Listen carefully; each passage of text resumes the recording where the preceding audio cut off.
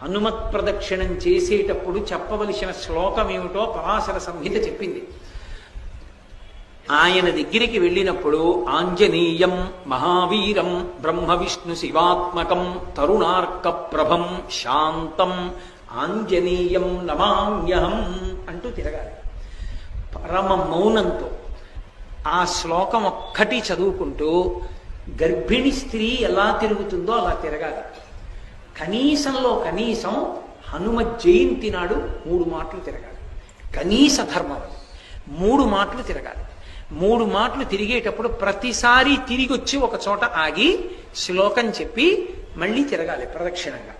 అలా 3 మాటలు తిరిగితే, అందుకే నేను మీతో పరమ సత్యం చెప్తున్నానని జ్ఞాపకం పెట్టుకోండి. ఎంత ఉద్వేగభరితమైన పరిస్థితుల్లో, ఎంత కష్టంలో ఉండనివ్వండి, హనుమత్ ప్రదక్షిణాలు చేస్తే మనస్సుకి శాంతి కలుగుతుంది.